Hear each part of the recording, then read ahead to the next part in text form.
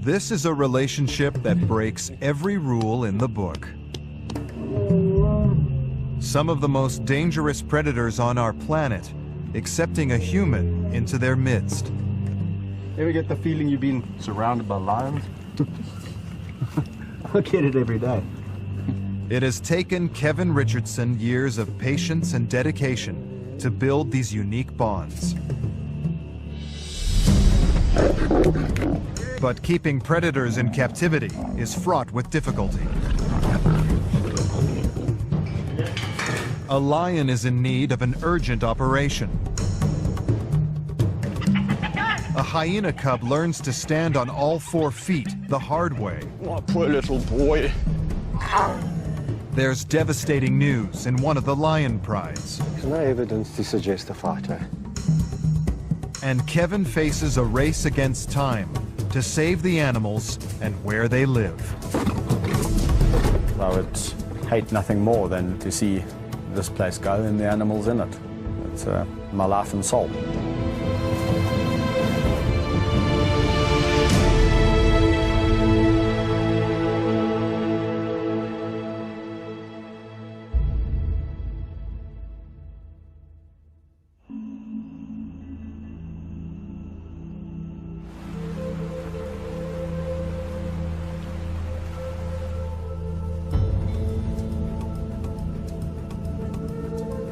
This is the kingdom of the white lion, a 700-hectare private wildlife sanctuary run by Kevin Richardson.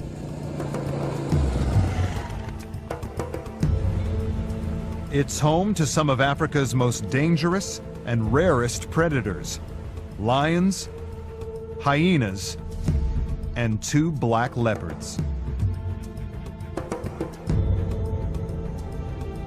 8 prides live here.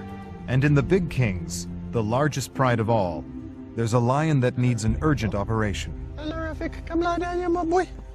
Come lie down. 5-year-old Rafiki has spent his life with an ungainly saunter, and it's getting worse. He has an extra dew claw on both of his hind legs that shouldn't be there. They are a deformity and need to be amputated. Vet Jonathan Fish has been called out to remove them. I think you've seen it before. The dew claws? Yeah, but his ones are not as integral. They're not as attached. They're kind of like just hanging on by a thread of skin. Yeah, and when he walks around, it just flops around, you know. Dew claws are normally only found on the front legs of a lion, not the back. They act like thumbs and are used to hunt and hold down prey while lions eat. But Kevin is worried Rafiki's redundant dew claws could be accidentally torn off, with the risk of serious infection. And by removing them, he hopes it will help the ungainly lion to walk properly. Before the operation, Rafiki needs to be anesthetized. So I think what I'll do is I'll just entice him with some pieces of meat. Yeah, Rafiki. Yeah. They use a pole syringe to inject him with the sedative. Yeah. Willie, I'm going to just time it. Leave you alone. Okay. Leave him alone. Let's go. Anesthetizing a lion is risky. The dose is difficult to judge. Too much, and his heart could stop. Too little, and he could wake up early. Yeah, quite a hard dose. Yeah, he's going down like a ton of bricks.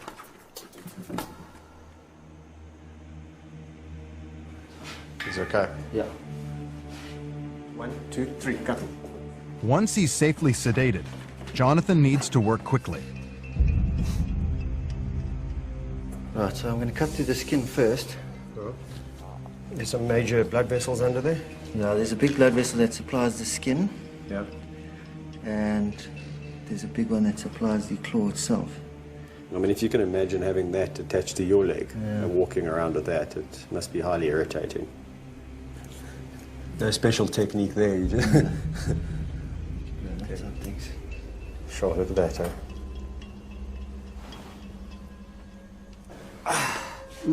They check to make sure Rafiki's not showing any signs of the anesthetic wearing off. If he wakes up early, he could attack them. They remove the second claw and stitch the wound. The problem with the lions, yeah, their tongues are very, very rough. And that pulls stitches out quite easily. To avoid this, Jonathan uses internal stitches that he hopes will keep the wound closed while it heals. What a difference, eh? Look at that. There you go. Look like a normal lion, my boy. You're going to be so thankful. With the operation over, Rafiki is left to recover. Just get him comfortable. Yeah. They now need to make sure the wounds don't reopen and become infected.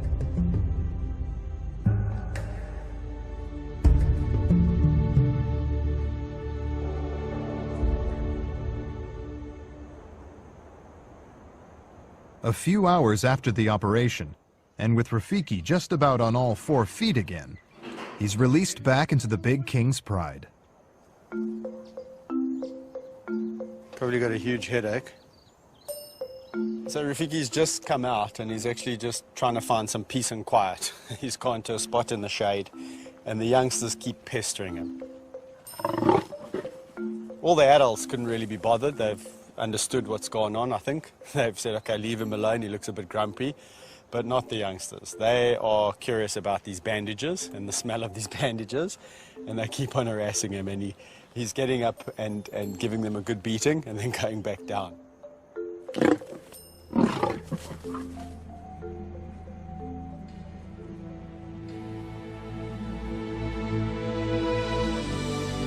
Kevin originally helped to set up the kingdom in 2005 for the production of a fictional movie following the story of a white lion.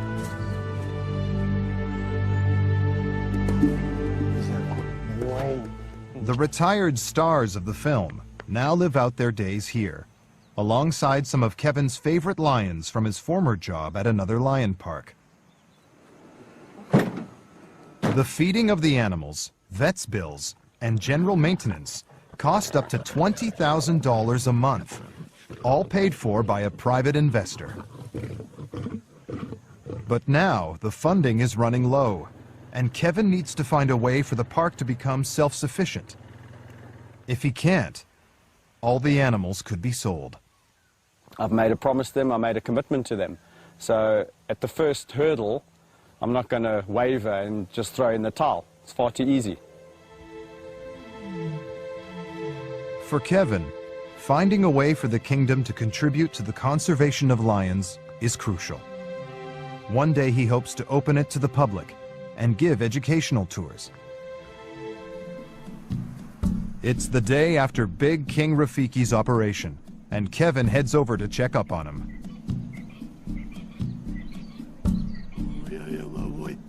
The cubs have tried their best to pull off Rafiki's bandages, but with no luck. There we go. There we go. Now you can have some. Now they do need to be removed. Kevin has 2 choices. Put the lion through another risky anesthetic, Let's all flop on each other. or chance taking the bandages off himself.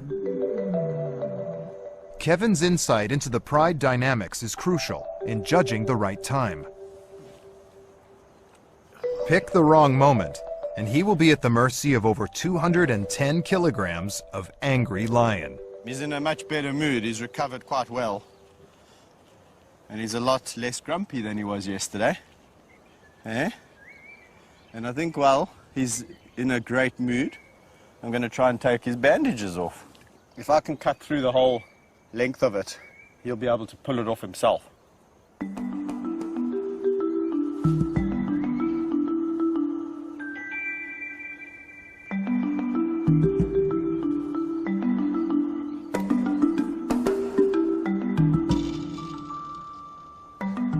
One of the really cool things about having a relationship with a lion is that if there's anything that you need to look at or inspect, it's quite easy to do it without having to put them under. I can look at a little wound, I can say, okay, well, that doesn't really need any treatment. I can try and get the bandages off his paw. Don't have to knock him out again. They're flicking. I'm really irritated with you. Okay. Got it.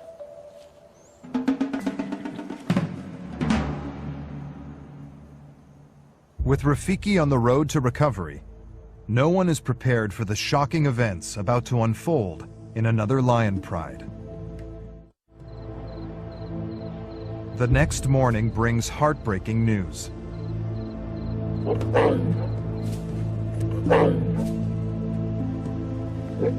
Lion cub Vaetzi is alone and distressed in his enclosure. There's been a tragic discovery.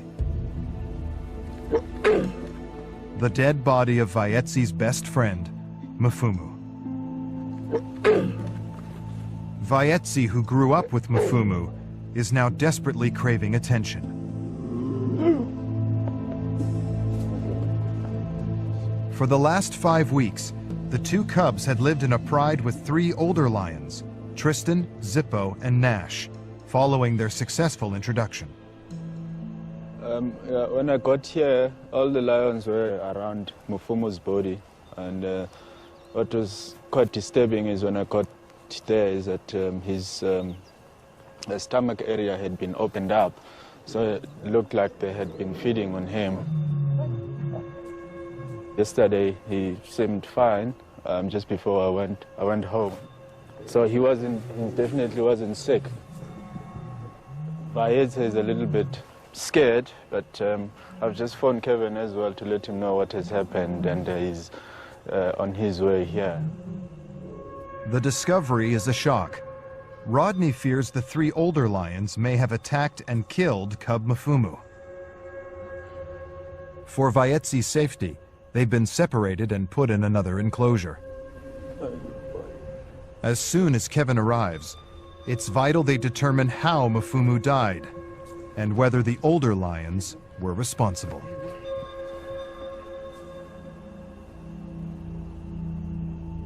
After hearing the terrible news of cub Mfumu's death, Kevin has rushed to the kingdom.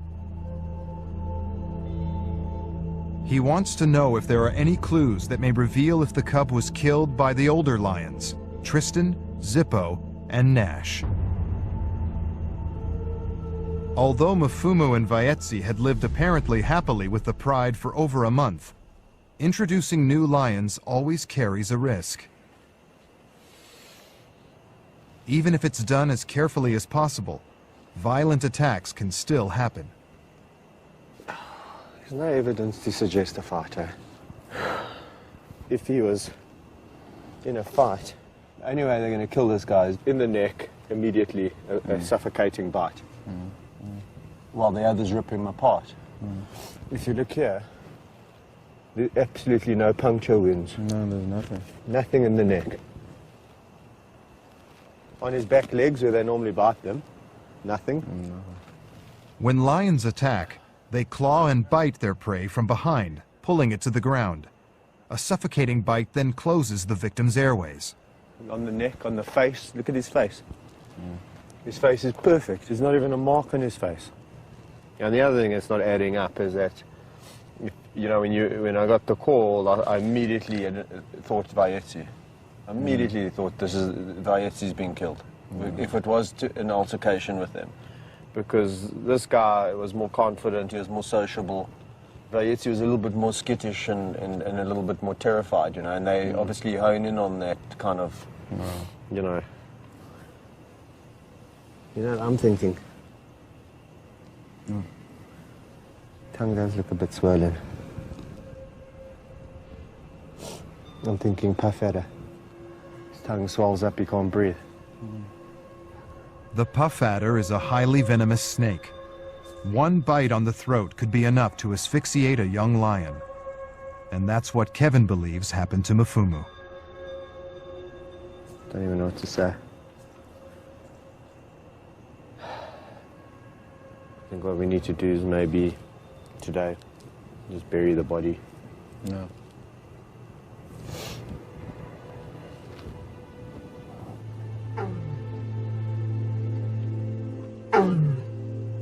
It's likely that once Mfumu died, The older lions began to investigate the carcass and tear it open.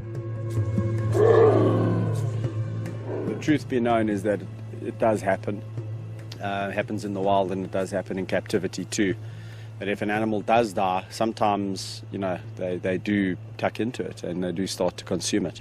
And sometimes once their carcass opens up, they kind of like feeding instinct and frenzy takes over.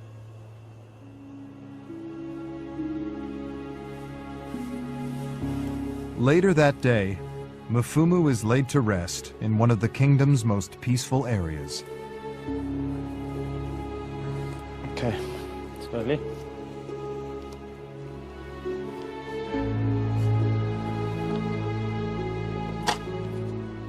Kevin is now faced with a dilemma. What to do about the remaining cub, Vaetzi. As a precaution, for now he'll have to live on his own. We can kind of give him the attention that he kind of requires at the age that he is now, but ultimately he's going to grow up alone. So we need to seriously think about what to do next. And I don't have the answers at the moment. I'm just trying to get over what's gone on and how to deal with the circumstances. After seeing his fellow pride mates feeding on Mfumu's body, Vaetzi is now timid and scared. Come here, my boy. Kevin doesn't want to risk putting the grieving cub back with the older lions in case he's picked on. You know, I've worked with lions so long, and this lion's clearly missing his brother, and it'll take some time, like it does in people, for him to get over it. But he will get over it. He'll move on. It just means that we're going to spend a lot more time with him and give him a lot more attention, especially during the next couple of weeks, you know, just while he's pining. You can hear him. It's a melancholy cry, and he's trying to call. He doesn't understand, you know, what's kind of going on. Shame, you're feeling lonely. Eh? What happened here? But in the long run, Kevin knows human company alone just isn't going to be enough. Let's go for a walk. Tristan, Zippo, and Nash, removed after Mfumu's death, are now being taken to meet the 3 other members of their former pride. They're going to be reintroduced to Bobcat, Bandit, and Gabby, the other half of the so-called terrible teens. Run!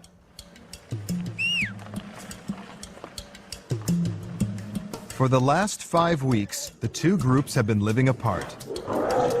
But they quickly recognize each other.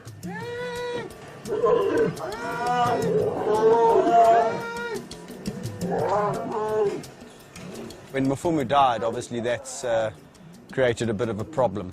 And what we've decided to do is let this group reunite. So the 6 have got back together. That was very peaceful. Maybe that's because you all know each other now, eh? That's a good group of lions, man. That's what I'm... This is the last empty enclosure. But now the terrible teens' pride is moving in full time. We certainly have a space predicament now at the kingdom because we don't have one free area to put lions in.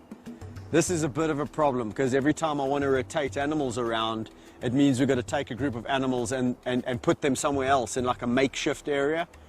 So it's not the ideal situation. With the reformation of the pride, the kingdom has reached capacity, and there's no money to build new enclosures.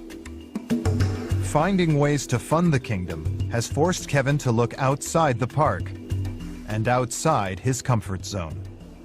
So today I'm doing a motivational talk, just talking about the lions and talking about what I do. I must say I'm feeling very, very nervous, but I think hopefully it's going to go well.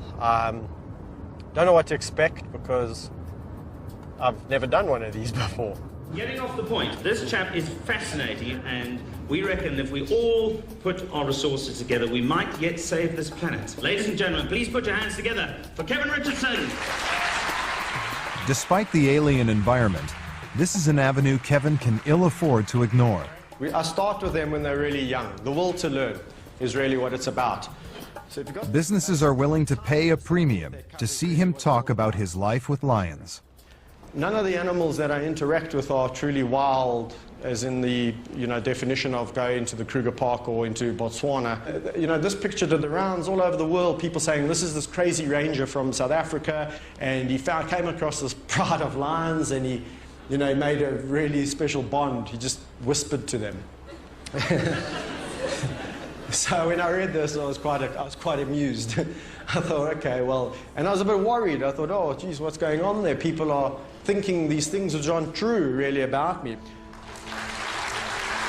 With this first public talk under his belt, Kevin is hoping that there will be more lucrative bookings in the pipeline. Back at the kingdom, Cub Vaetsi is still grieving for his best friend, Mfumu. With the lion's welfare at stake, Kevin decides there's only one solution. He's hoping that his former employers at a nearby lion park may have a cub of a similar age that he could pair with Vaetsi. One of our lions is in desperate need of a partner. Yeah, and he's a bit lonely. Yeah. I'm 99.9% sure we can help you out. Cool. Is it? I mean, obviously. Welcome to it. If it's platform one. So that's really good news. The lion park does have some females of the age that we require. So it looks like Vaetsi is going to get a partner, and this is excellent news because he's been pining over the last couple of days. He's really, every time you walk past the enclosure, he's calling and calling. The next day, Kevin heads off to the park near Johannesburg. Yeah, good, whoop. They're going to meet several hand-raised lion cubs under a year old. Kevin and Rodney feel confident that the cubs are still young enough to start building a relationship with them, and crucially, with Vaetsi. Hello, my sweetheart. Hey, are you coming to a new home?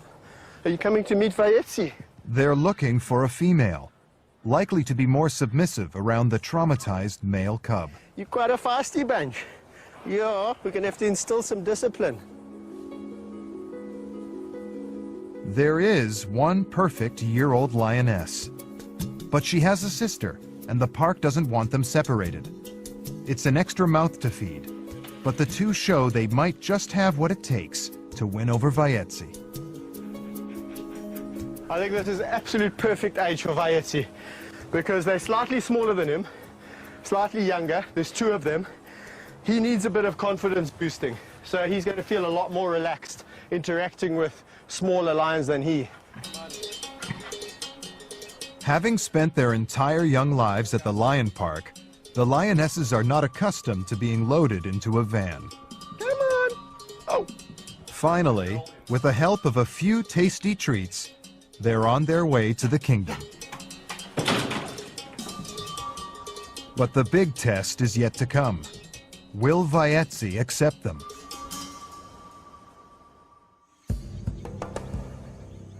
After the traumatic death of his best friend Mfumu, Vaetsi is about to meet two unfamiliar lionesses.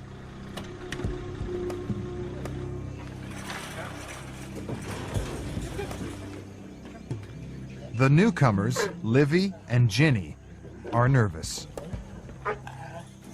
Come on. Here you go.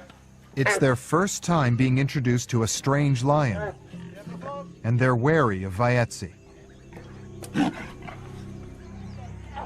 And without his best friend Mfumu to back him up, Vaetsi is also reluctant to make the first move.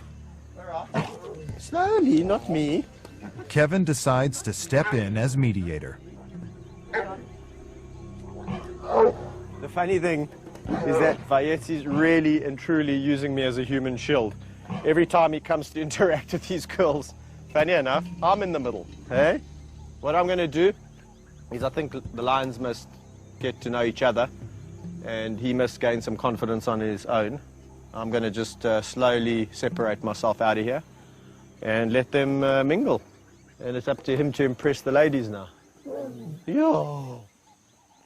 Because it's time for you to be a man, my son. Kevin patiently waits until everyone relaxes. This is the kingdom kind of lions, eh? All love.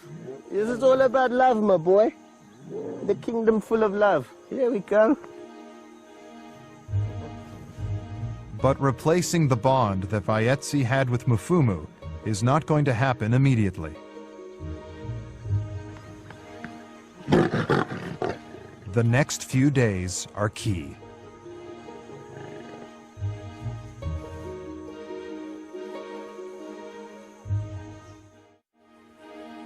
Over in the nursery, the young hyenas are also about to meet a new friend.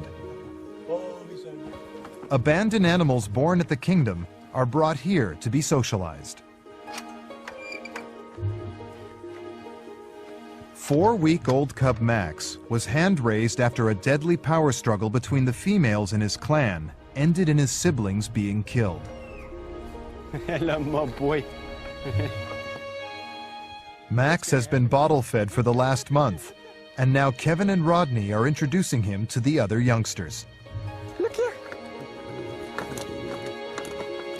It's important he learns to mix with other hyenas while he's still young. What's that? If he doesn't, he risks never being able to live in a clan. Listen, you guys, you better behave. Behave yourselves. Hold on. Today is the very first time that he'll be let free with the other excited cubs. Grab you here, give you a height advantage. It's a tense moment. Let's take that out the way. Even young hyenas can be highly aggressive when sorting out their hierarchy. Go slowly, slowly, slowly, slowly.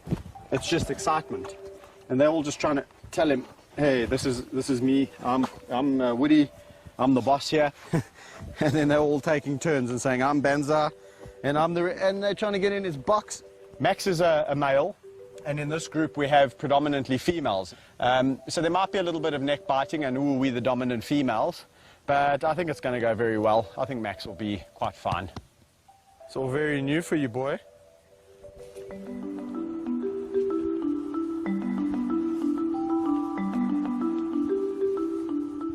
So this is part of the socialization process, and we'll be doing this on an almost daily basis with Max. Every day, just give him a little bit more time with the hyenas. He can spend the days here, and then ultimately the night. There we go. The future for Max and other animals depends on Kevin financing the kingdom. To generate income, he plans to open it to the public. But first, he needs to find the investment to build suitable facilities. To help raise money, he recently set up a local volunteer program where people pay to help out at the park. For me, it's a way of getting involved and trying to make a difference. I think we live in a beautiful country, and I think this is just my way of getting involved. I think everybody has to pick what you're passionate about, and this is mine. So, yeah, I'm looking forward to working here for a long time. Kevin's wife, Mandy, is visiting the kingdom along with their son, Tyler. With the local volunteer program proving a success, there are now plans to expand it internationally. Taking paying guests from overseas could provide a significant income. But first, they need to work out a program worth paying for. Hello, Daddy. Hello. Did you enjoy your drive? I've just been thinking now in terms of the work. I was thinking like anti-poaching, so going out and looking for traps and things, river cleanups on the riverside, bush cutting, fire breaks, fence maintenance in terms of checking, fixing, and then possibly that idea we were thinking about the camera traps and setting up the camera traps just to see what actual wildlife is naturally occurring here, but just to get some records and see what actually is going on out there. You know, I've been discussing with Rodney about putting collars on some of the jackal that occur naturally, the leopard, the brown hyena, and seeing their movements and seeing their whereabouts. And so together with the camera traps, fantastic. I mean, we've got a natural diversity and wildlife in this area that also needs conserving.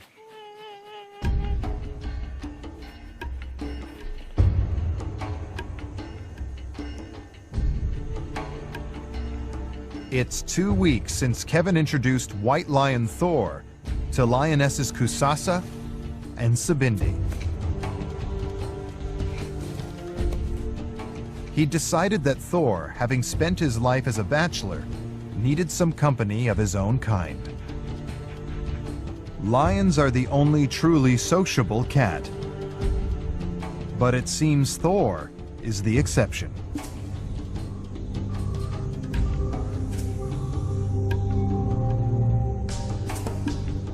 Although the three have settled down peacefully enough, they continue to keep their distance. As one of the leading stars of the White Lion movie, Thor stole the limelight. Now the bachelor is seemingly too shy to make the first move on his new lady friends. What's going on with you and those girls, eh?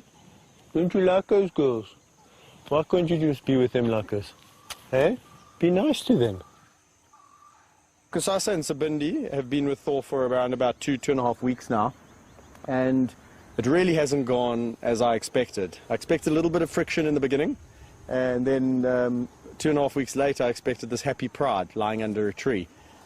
It's kind of weird because the females have settled nicely in the enclosure, and there's almost this easy indifference. They're quite happy to live side by side, but they don't come close to each other. I'm glad I've tried it because, you know, if we didn't try it, we would never know, and we would always be wondering. So each to their own, you know, animals are all different, and when you think what's good for one is not necessarily good for another. After spending years building a close bond with White Lion Thor, Kevin is going to test their relationship following the introduction of the two new lionesses. He's been waiting to pick the right time, and with all peaceful in the newly formed pride, he comes to a decision.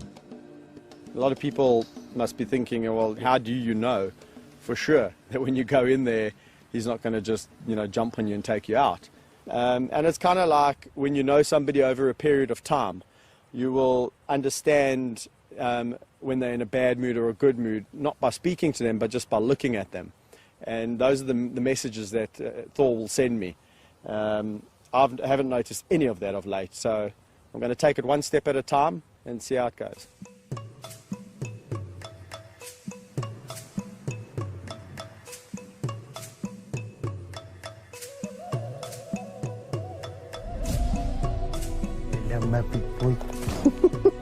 His instinct proves right.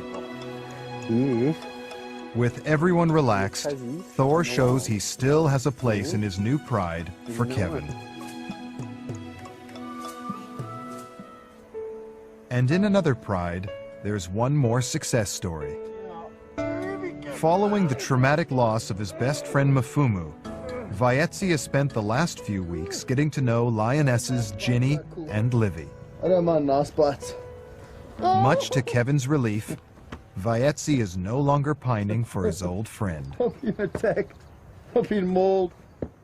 Having seen how his happiness has changed over the last couple of weeks, he's completely a relaxed, happy lion again. And they get along very, very well. They all lie together. They're always licking each other. Livy, which is the paler one, is a little bit more shy, a little bit more reserved, and does take a lot of her cues from her sister, who's a little bit more, she's darker, old Ginny, and a little bit more adventurous. She was actually the first one to bond with Vaetzi. Stop it now! Oh! Once again, it's Kevin's turn to establish his place in another new pride. Forging new relationships now is key to being able to interact with these lions when they're older. No. Even though these two girls have been hand raised, they're not used to people sitting and lying down with them. So when they see me on the ground, they see it as an opportunity to jump on my back or stalk me or go around or bite my top, which is not a behavior or a trait that I want to, you know, reward or enforce. Why is it whenever I wear a fluffy top you want to eat me? The three lions put Kevin through his paces. Stop it! It's vital for Kevin to weed out behaviors like this now. What may be playful to another lion is far more dangerous to a human. Stop it! What they don't realize is that I'm just a human and I've got very thin skin. I'm not like Vayetzi where they can actually bite him physically quite hard. So every time they bite me, I'm trying to show them that I don't like that. Don't bite me hard. Ay, ay, ay. Don't bite hard. No. So things like lying down, teaching them not to unsheath their claws, all that kind of stuff has got to be instilled now. How do I do it? Just come in here, spend time with them. When they exhibit a trait that I don't like, I discipline them. Generally when it's in play and we're just sitting around and I'm tickling her and then she tries to bite me hard, just give her a gentle no. Hey, no. Her ears go back, she gets the message. And it's the most amazing, they learn very quickly. Those girls are naughty. And in fact, they're a lot more abusive than I am. I've seen lions this age in a pride get a hell of a smack from the old man because they're really getting on his nerves. Don't chew me. Don't sneak up behind me.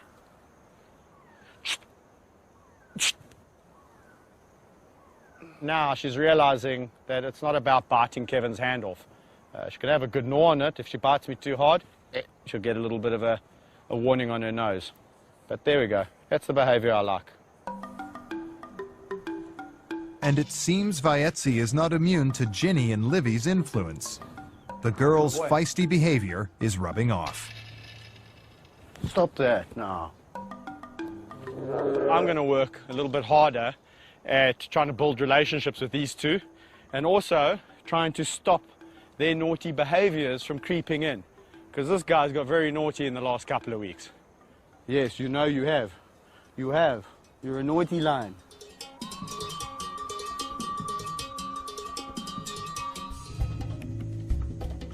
From the other side of the kingdom, there's alarming news. A bushfire has broken out and is being fanned by high winds. Without road access, it would take hours for the fire service to reach them. It's up to Kevin and his staff to try and contain it. There's two things. I mean, it could burn the whole farm down, then the animals have got nothing to eat. And also it can trap animals unnecessarily. Thank goodness it's far away from the lion store. But I've seen the wind turn, eh? When the wind starts to pump, there's nothing stopping this fire. So we need to get this fire out now. Come on. Bushfires are a fact of life in South Africa. But they can have devastating consequences, destroying vast swathes of land and anything in their path.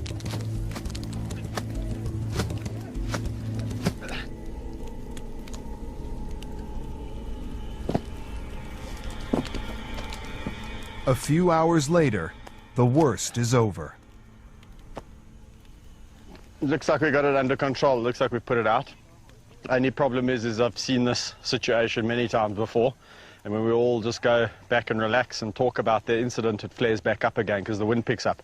The wind's died down a bit, so at the moment we're looking good. But what we'll do is we'll just keep some boys around here with the beaters, just in case we have a little flare-up. Put it under control again. With one crisis narrowly averted, Kevin heads back to the other side of the kingdom. Come, Maxie! Come, quickly, quickly! Max the hyena cub's big day has finally arrived. After surviving against all odds, he's now ready to join the nursery full-time. But Max's enthusiasm to join the new clan is exciting the others.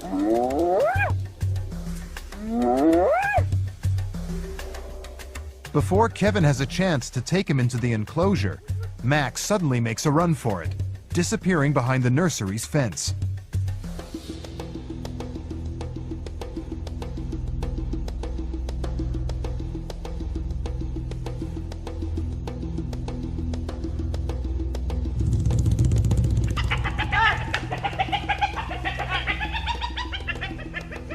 Did you bite him? Badly? Oh, Rod? Off! Okay, come, bring him here. Max's inquisitiveness ends in bloodshed. first aid kit. In his excitement to join the others in the nursery, newcomer hyena cub Max pushed his ear through the fence. One of the older dominant cubs retaliated and bit him hard. Maxie went around the back of the fence, and so he got a little bit of a nick out of his ear, and it's bleeding a bit, but you'll live, my boy. Yeah, it's a big day for you. Shame, man. Look at that. You brave little fella. Looked worse than it was, eh? So it's not atypical for a hyena adult to react to a young hyena like Max. Max was excited, you know, running around the pens, and everyone's, you know, excitement was just a little bit too high.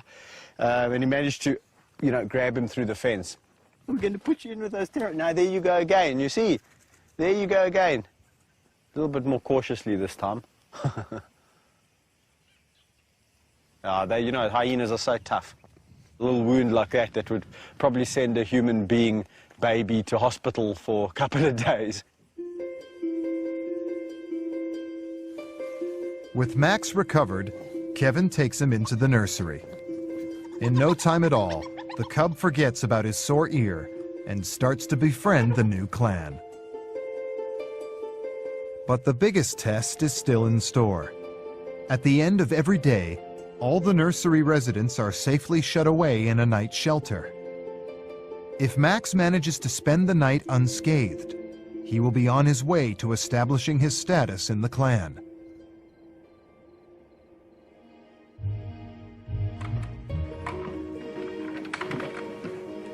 The following morning, it's a big moment as they wait to find out.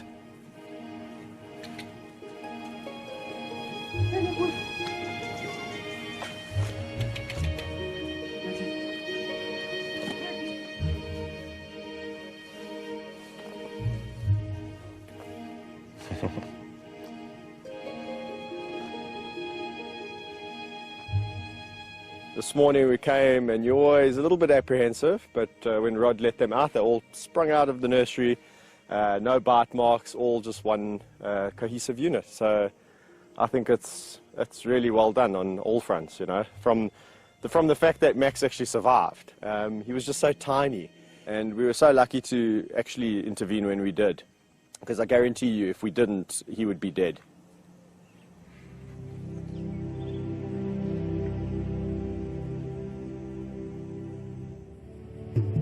And there's more good news. The first bookings for the International Volunteer Program are in. It means there is another way to help secure the future of the park. Kevin can now turn his attention to his long-term goal, finding a way to open the kingdom to the public. A facility like the Kingdom is really important in educating people about the plight of the lion in the wild. And you know, from my perspective, let's face it, if I'd never saw a lion in the zoo when I was a child, I probably would never have had a connection later on. So that's hopefully what a facility like the Kingdom can do. Can make one little guy change his life. He wants to grow up and be a conservation officer. Then we've done our job.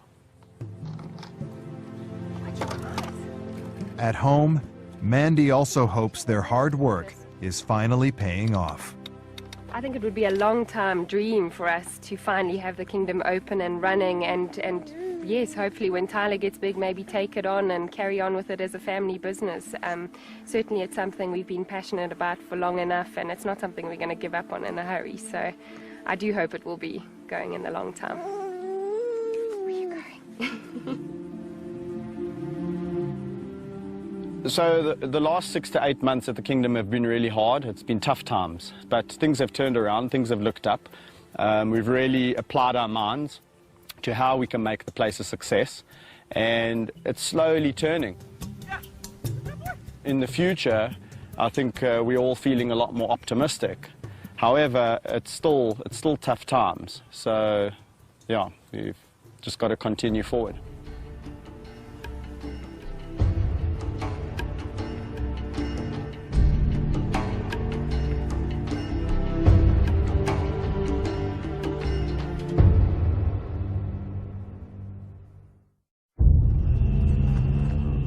This is a relationship that breaks every rule in the book. Some of the most dangerous predators on our planet accepting a human into their pride. Ever get the feeling you've been surrounded by lions? I get it every day.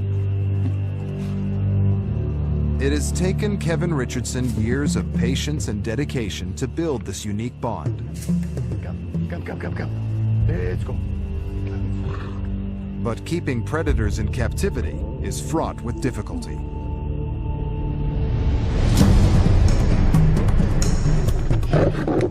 An angry lion needs help. A hyena cub is saved from certain death. And when lions meet, they clash. All while Kevin tries to keep his dream alive. I would hate nothing more than to see this place go and the animals in it. It's my life and soul.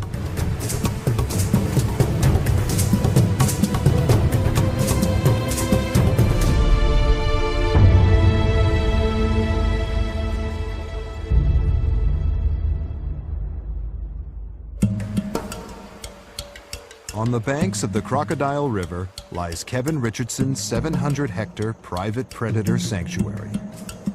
Home to lions, hyenas, and leopards. Known as the Kingdom of the White Lion, the park was established in 2005 for the making of a feature film. Now the movie is finished. There's no reason for the kingdom to exist.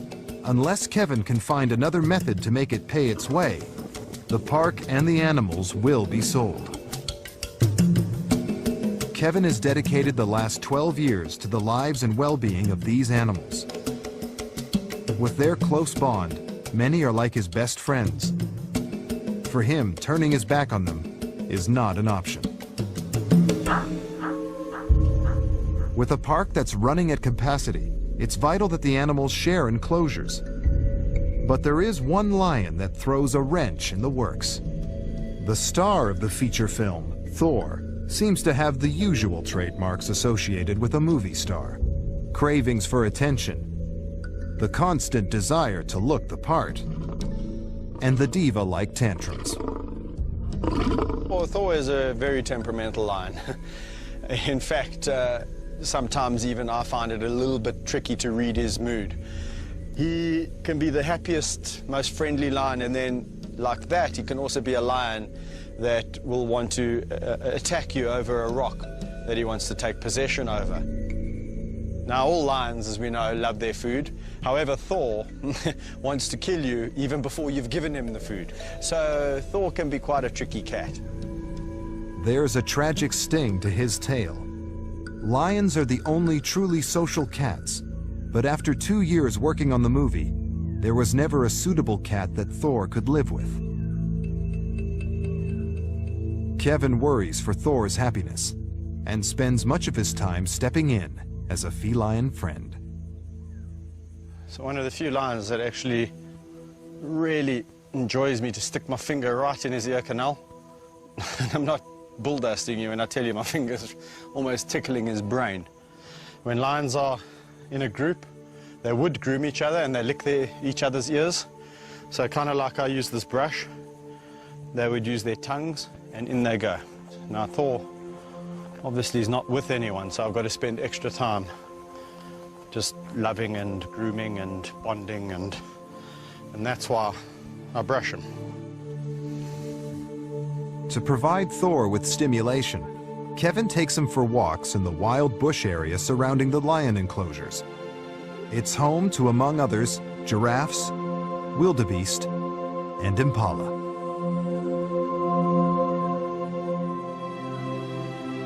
Finding a suitable partner hasn't been easy, but Kevin's had a breakthrough.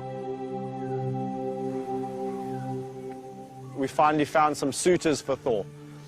2 lionesses, Kusasa and Sabindi. He doesn't know it yet, but in a couple of days' time, he's going to be introduced to the lovely, tawny females. Hey? We've decided that they would suit Thor just fine. We're going to put them on the pill. Because we really don't want to be breeding any more lions over here at the kingdom, eh? But you'll still get the company. It'll be nice. On the other side of the kingdom, in the hyena clan, there's trouble. Mother matriarch Gina has been fighting for dominance with her daughter Oslo. Their power struggle ended in murder as they cannibalized each other's cubs. There's just one survivor, and Kevin has had to take drastic action.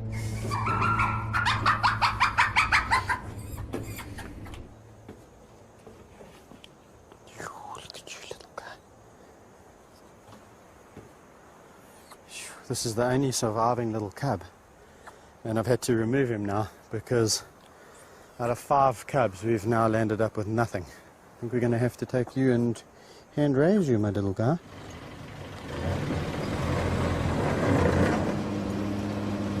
The responsibilities that come with taking a youngster away are tremendous, because now you are basically becoming its mother.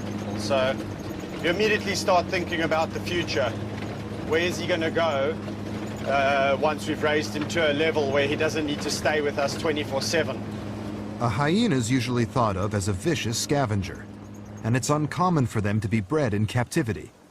It's even more rare for them to be hand-raised. Here we go, my boy.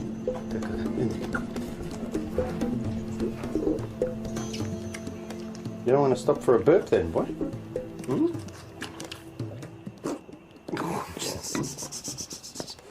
You're a greedy gut, that's why. You eat too quickly. You eat too quickly, my boy. I can feel all that air. Your stomach's hard, man. You need to get rid of that air. Okay, okay. Can you eat like a milkshake? Hmm? Unable to defecate by themselves, a hyena mother would stimulate bowel movement in her cubs. But without mother around, it's up to Kevin to lend a helping hand. They don't have the bowel movement or the ability to push it out on their own. So it'll come in another week or two. And you can feel now he starts to push. Once the, oh, here he comes. Oh, I can smell it.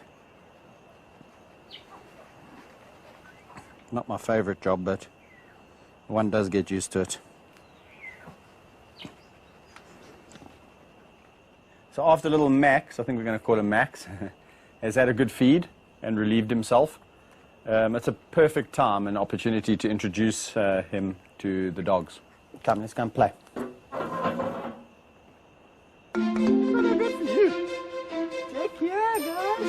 Cubs require constant socialization to prepare them for life back in the animal world. Over the years, Kevin has found help at hand on his own doorstep. You've seen, Valentino's seen many animals come through the house, so he's generally very good. He's been... Valley, stop it today. Slowly, boy.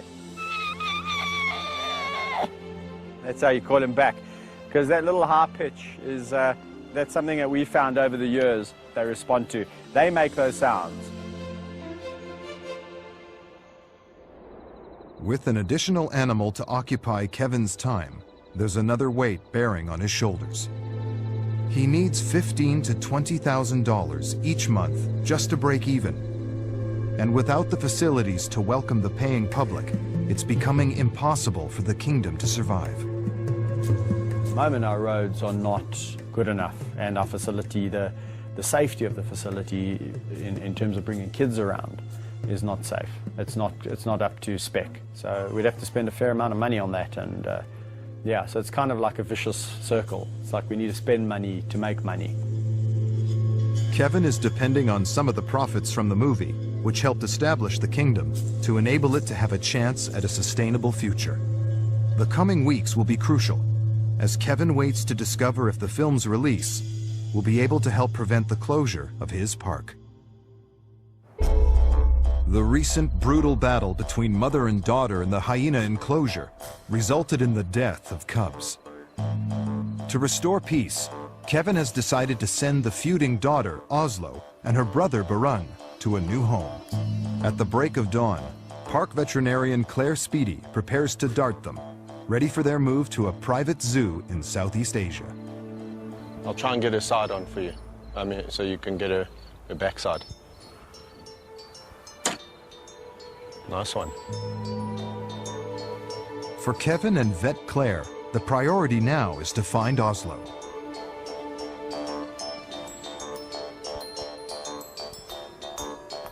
As Oslo's legs give way, Barun looks on nervously in the background.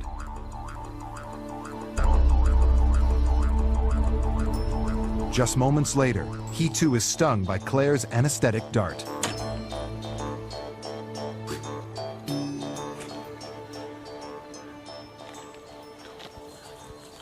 Okay, this is Oslo, and Oslo is obviously Gina's daughter, and she's the one that's been fighting with Gina a lot, although it's calmed down quite a bit lately.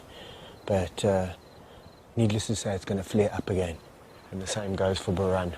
Barun is going to start breeding with his mother basically in another year or so. As they begin to look for Barun, it becomes apparent he's nowhere to be found. It's vital they quickly find the sedated animal.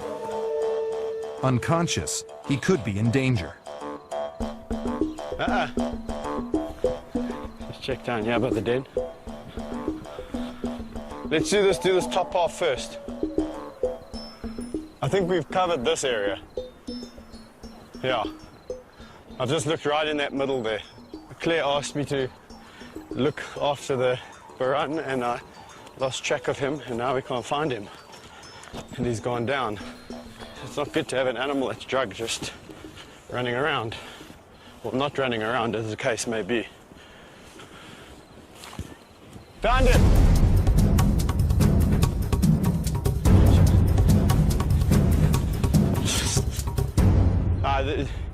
There's no ways he was here when I came last. There's no ways he was here. I came right past you. Okay, 2, 3. Okay. Okay.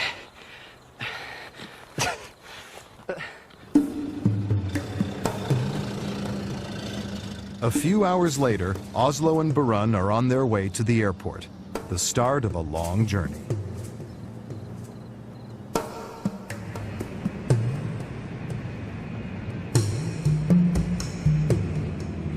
You know, you never like to see your animals go, but it's the reality, you know. If the numbers are getting too great and the complications with mother and daughter and mother and son, you know, it's just a necessary thing we have to do. And it does, you know, people say it gets easier. It doesn't. At the moment they're calm. The ears are just going, what's that, what's that? So I must say, this is for me one of the worst parts about seeing these animals go, is just seeing what they have to go through to get to the new destination. But they seem calm, which is the main thing. As Oslo and Barun leave for their new home, Kevin is eager to get back to the kingdom, to find out if peace has been restored in the hyena clan.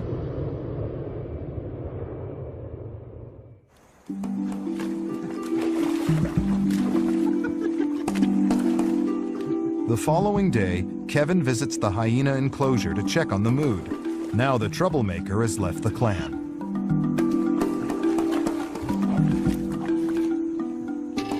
Are you peeing in the water, you terrible thing? It's disgusting. Out you get. Out you get. This clan has calmed down so significantly since Barun and Oslo have left to their new home. Almost overnight. It was like the old days. So there's definitely something there with Oslo, and especially Gina. You know, that whole challenging for the throne, so to speak.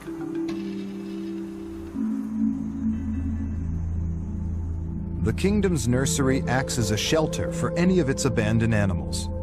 It's currently home to 2 lion cubs and 5 hyenas.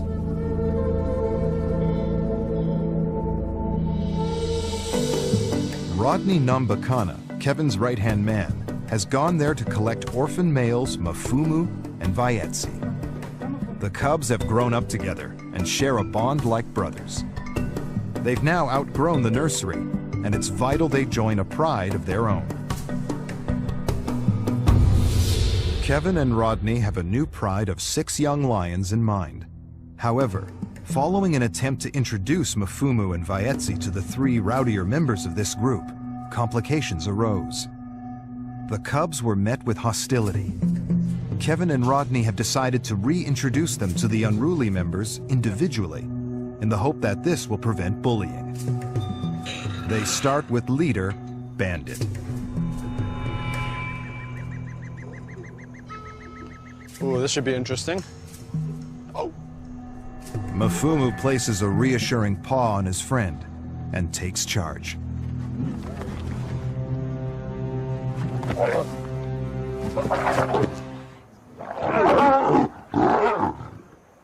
Be nice, Bandit. Oh, get along nicely. Again, Mafumu dares to approach Bandit.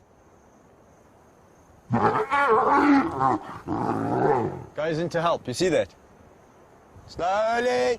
Nicely, nicely, you see? No, no, no, no, no.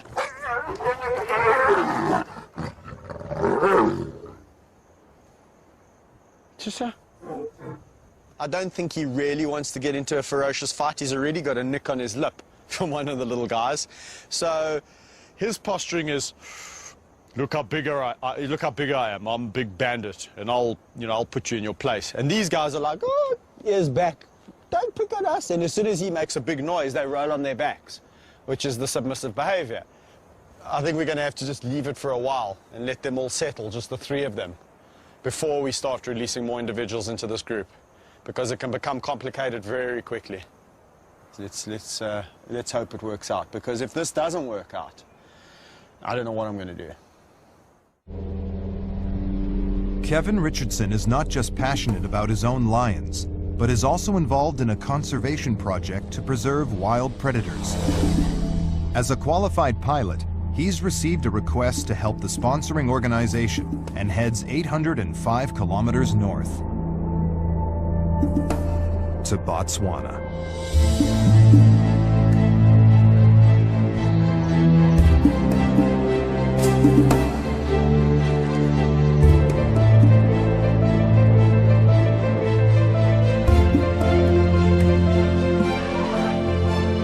Deep in the Okavango Delta lies the research camp for the Botswana Predator Conservation Trust. Set up to study the interaction between all the species of large predators in northern Botswana, it's coordinated by Andrew Stein.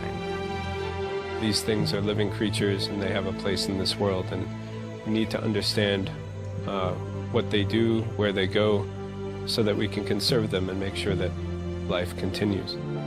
Andrew has had difficulty finding the main pride. They're hoping to locate them from the air.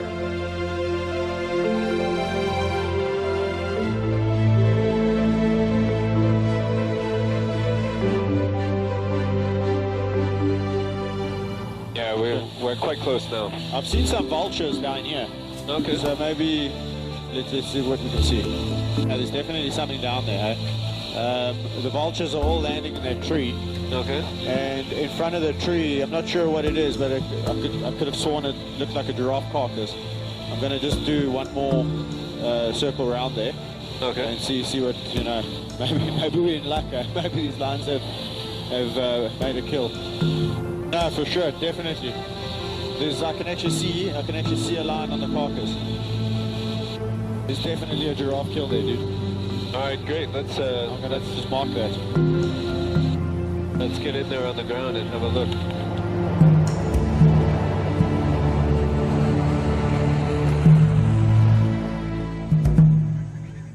Armed with their radio equipment and coordinates of the kill, they head into the bush to find the pride.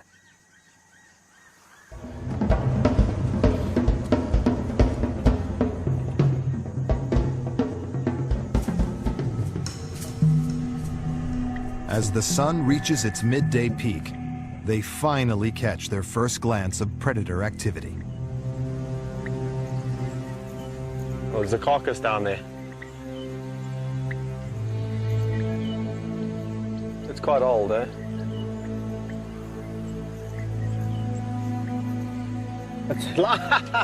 There he is.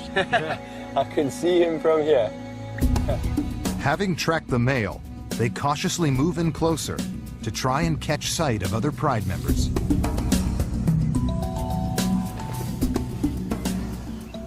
What are the dynamics of this pride? This is the largest pride that we're tracking. So there's 6 adult females, there are 9 subadults, and then 5 cubs that are a year or less, and then the 2 pride males. So it's one of the largest. Kevin tries to prevent his own lions from breeding, but the story in the wild is vastly different. Numbers are plummeting, and it's estimated there's been an 80% drop in less than 30 years.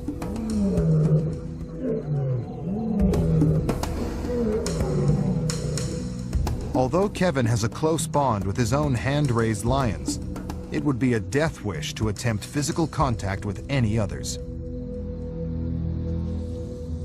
Thanks to Kevin's help, Andrew is able to rediscover his main pride and keep his conservation efforts on track.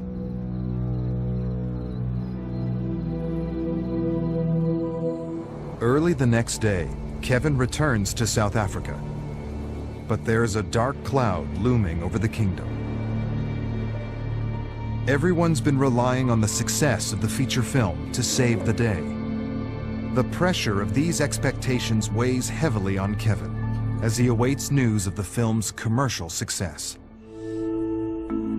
Cinema revenues are looking meager, and the financial situation is about to take a turn for the worse. The movie's been pirated along with a whole bunch of other South African releases that have been on circuit. And it's just so irritating. I mean, you work for so many years to put something out there, and then some, I don't even have the word for it, comes along and just cribs it and puts it on the street for, you know, a fraction of the price. The consequences are far-reaching, and it goes as far as the kingdom, because if the movie did well on, you know, combined theatrical, DVD, TV, the situation would look a lot brighter here. Pressure is mounting, and unless Kevin can find a way of raising much-needed cash, the future of the kingdom's residents looks bleak. If the film, you know, for whatever reason now doesn't get out there, the consequences are that the park might have to shut down, and we might be having to find homes for 37 lions, 20-odd hyena, and the rest of the, you know, the animals that live here. There is no easy solution. Lions will only be bought up where there's a demand, and at the moment I don't think there's much demand for lions. So quite frankly, I think unless, you know, somebody really came in here and bought them out, putting them down would be, you know, a real option.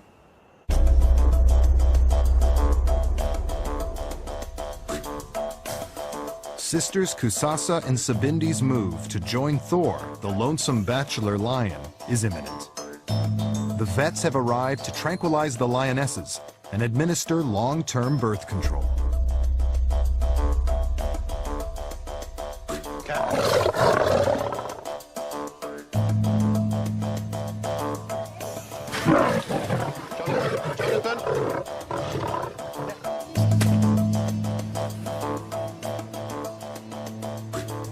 It doesn't take long for the drugs to take effect. And then they're fitted with a contraceptive implant. The device inserted behind their shoulder blades will ensure that they're unable to conceive for up to 3 years. The vets have another pressing procedure to carry out. Some of the lions have suffered from a mysterious outbreak of wart-like growths, which they're in the process of diagnosing. One of those affected is Kusasa. Secure in Thor's pen, the vets move quickly to remove the growth before she comes round. So Thor is clearly not happy, and it's because there's a lot changing in his life. He's moved enclosures. Now there's 2 lions that he can see and smell in his enclosure, and we're all here really irritating him. It's a delicate procedure. A wrong incision could sever a nerve ending. The removed growth will be sent to the laboratory for analysis in the hope of determining the cause.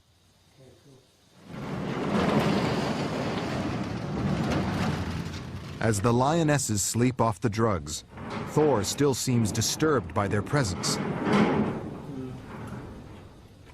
In less than 24 hours, they will be joining this angry cat. Meanwhile, Kevin and his wife Mandy think they've found a new plan to keep the park from closing. We've had a lot of inquiries into people just wanting to come out and help on the farm. So we thought, why not, you know? Let's get the volunteers through here. They can contribute in a positive way. And it can also help, you know, fund some of the things that we need to do here, you know. With a new baby in the family, Mandy in particular is looking at future ways for the park to support itself. It's not just about the income that international guys will pay to come through to us, it's about the working hands that we have on the farm.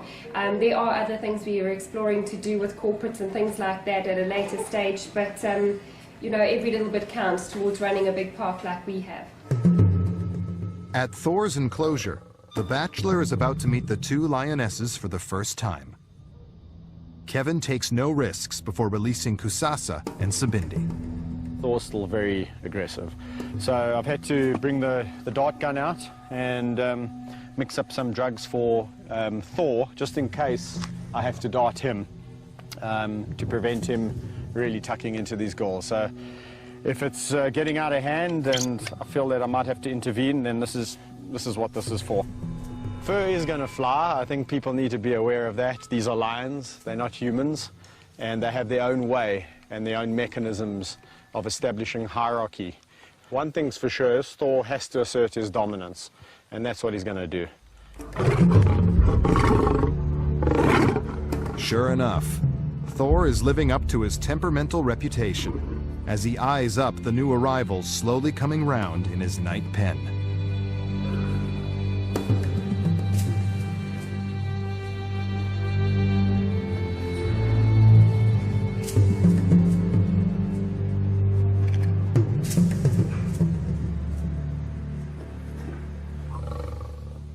Prepared for the worst, Kevin opens the hatch, allowing the lionesses to run out. But true to his unpredictable ways, Thor seems indifferent to their presence. Despite Kevin's anxieties, the girls don't seem too concerned with their new roommate.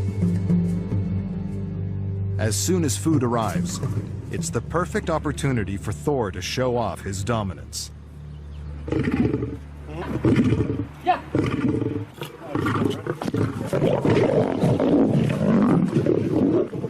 But on this occasion, he's met his match, as Kusasa grabs the lion's share. In the wild, this kind of behavior is what you would expect. If a male lion came across two females in the bush, he's a bachelor male roaming, it's not in his best interest to, you know, engage them immediately, because if he gets injured, that's the end of it. That could be the end of it. You know, from a wild perspective, Thor's behaving normal. Establishing a hierarchy will take some time, but in this encounter, the lionesses appear to be dominating.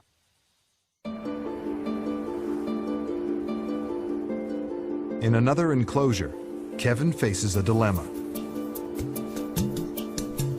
Brothers Tao and Napoleon have spent their lives together.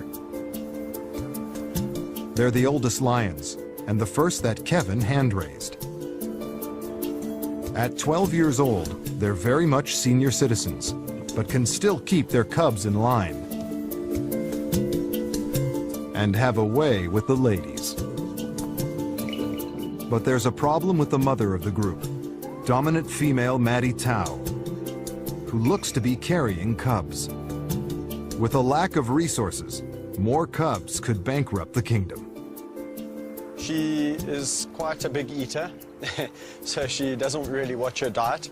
But more than that, I've seen that the actual girth of her body is a lot wider. So I'm a little bit perplexed. I'm not quite sure whether she is carrying or whether she's just a little bit overweight. We have had it before with Maddie Tao, that just when we thought she wasn't pregnant, out popped some cubs.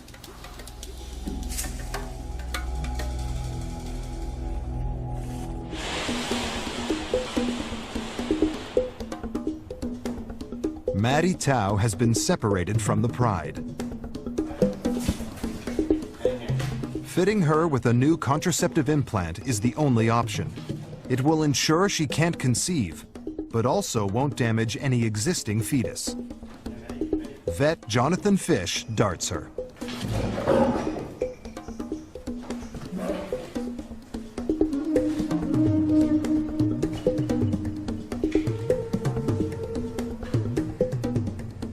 She does look quite wide. Her back, her girth. When the lions generally fall pregnant, they increase in size from here to here. She's fat. She's fat. Don't call her fat. Shame, Maddie Tao. You're just well fed. Kevin remains convinced she's pregnant. Only time will tell who's right. There's danger at the kingdom of the white lion. The lives of the many other animals in the park's bush area are at constant risk from poachers. Poaching is a huge problem for wildlife parks in South Africa, and the kingdom is not immune. Rodney is on poaching patrol. During a recent search, they found 20 traps, all intending to kill their animals. One side of the park has got fences and one side of the park has got the river, which basically makes us very vulnerable to poachers because they've got clean access or easy access through the park, so to speak. And also because the animals, this is where they like to drink. It doesn't take them long to discover a potentially lethal snare. There's a game path here, so usually the poachers will like to put the snares where the animals walk through, and basically the animal, without seeing the snare, would basically walk through the snare. You can see this here is the snare here. At this height, would probably get caught in the neck, and the more the animal pulls away, the snare closes and just suffocates it. Today, they removed just one snare, but the risk of poachers is an ever-present threat in the park.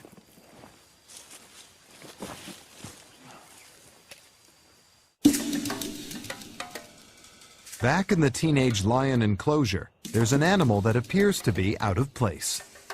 Spunnies has grown up with the lions and is a fully fledged member of Bandit's Pride. As the kingdom's pretend lion, he's never met a fellow hyena.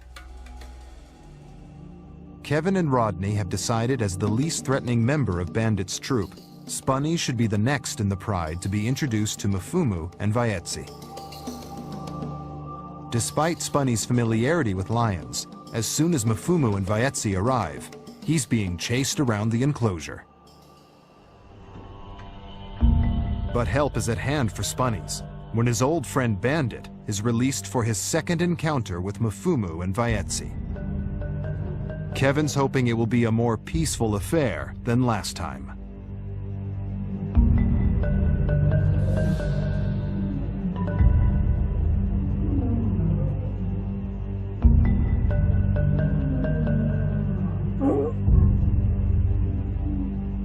The group quickly settle down and form a truce. Kevin and Rodney now feel they can introduce Bandit's highly strung sister, Gabby.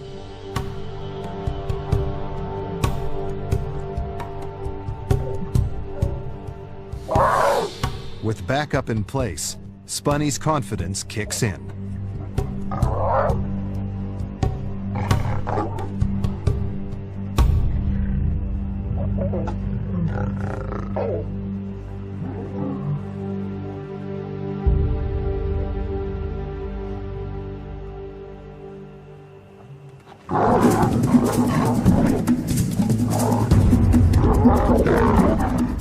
Enraged, Gabby riles Bandit, and both lay into Mfumu.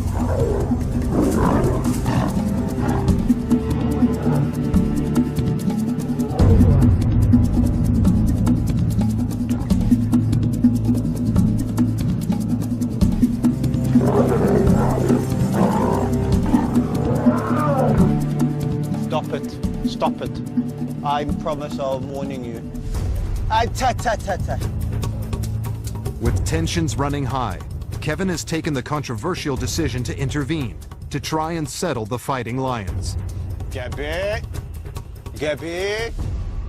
Nice. Nice, Gabby. She's such a cow.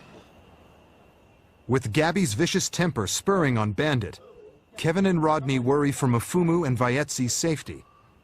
It's vital for the cubs' survival that they come up with a plan B.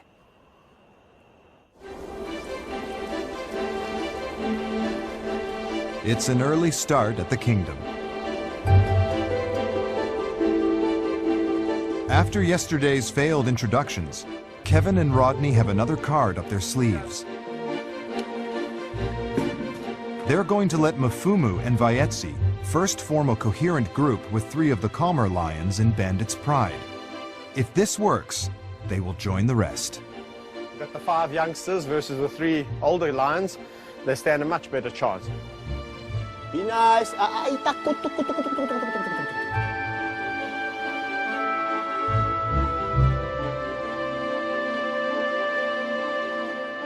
As time goes by, the tension's easing, it's getting easier and easier.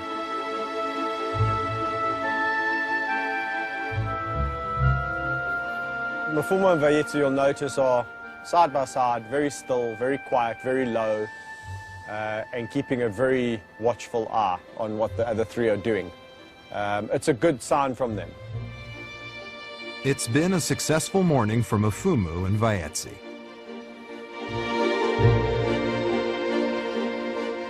Kevin and Mandy's work has also paid off.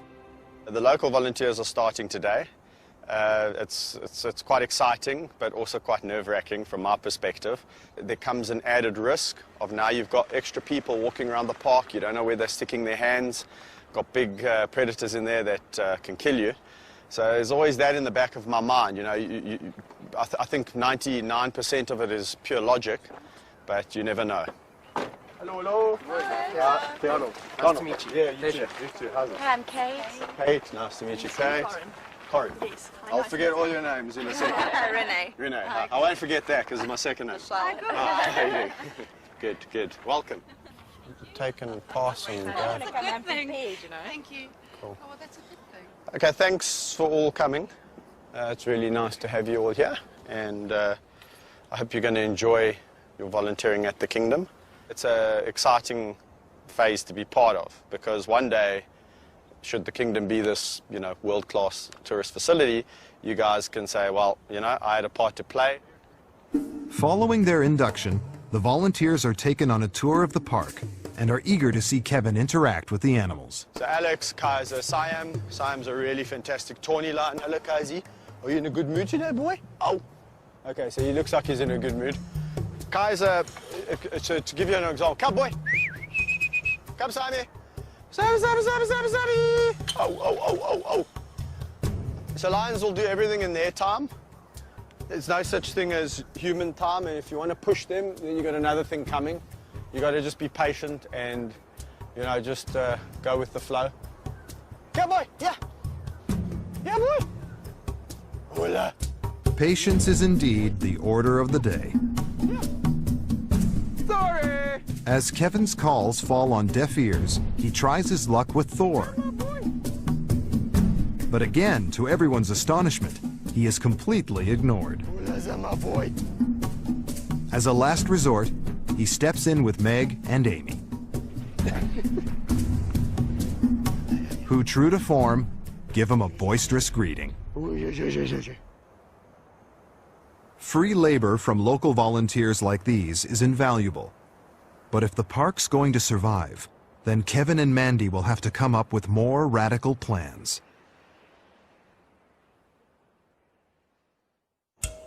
Following Lioness Maddie Tao's procedure to have a contraceptive fitted, it's been a waiting game to discover if she is pregnant, or, as the vet thought, overweight. So Maddie Tao, it appears that she's a little bit overweight, and she's not actually pregnant. Again, gestation-wise, it's been over 120 days, and there's no signs of cubs. So I think it's a little bit of a diet for Maddie Tao. Orphaned baby hyena Max has survived against all odds. Saved from the hyena den just days after his siblings were killed by their auntie, he's been hand-raised by Kevin. It's now time for his first outing to the nursery. There he will meet Mfumu and Vaetsi, on a break from visiting the older lions and some curious young hyenas. Over there, my little poopa. Look there! Don't be scared of them. They were once like you. They were once like you too. They know what it's like to be the smallest. Miff, miff, miff, miff, miff, miff, miff, miff, miff. Mfumu, the more confident of the two, wastes no time in making a friendly greeting. Hello, guy. This is going very well. This is going very well. Look at that. You've all been so nice. Eh? You've been nice. You're such a nice group of animals. Got such beautiful natures. Yeah.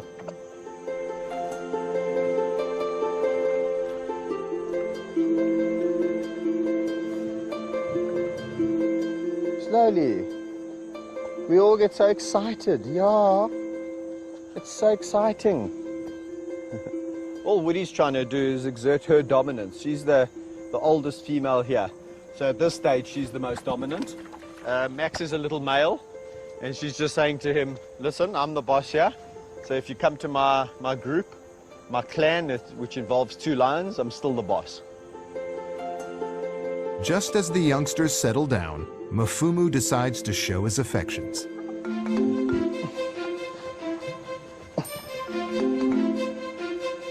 Hey, you're gonna break my back, man.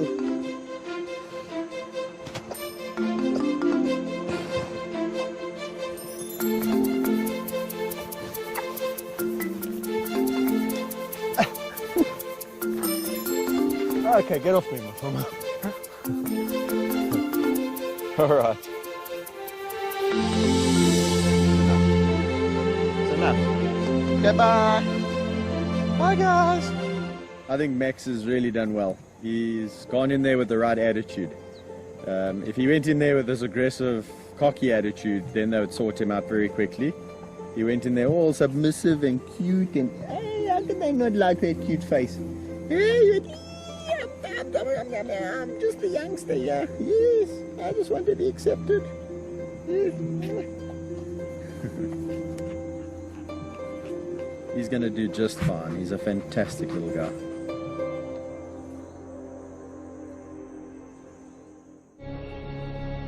As life at the kingdom appears to settle down, there is about to be some tragic news.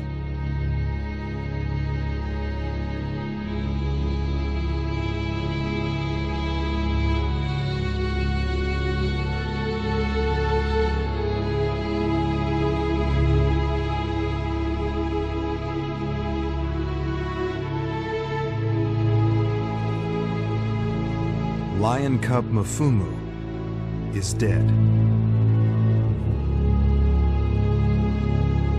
They will need to search for clues to solve the mystery of his death.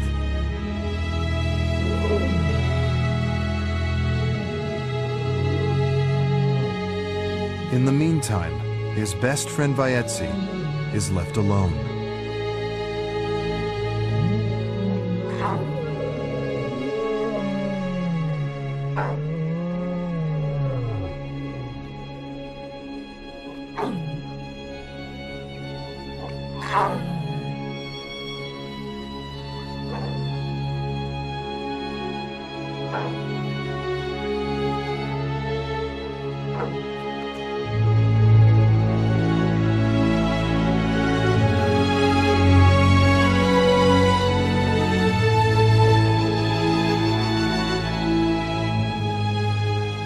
Just when you think you've got everything in order,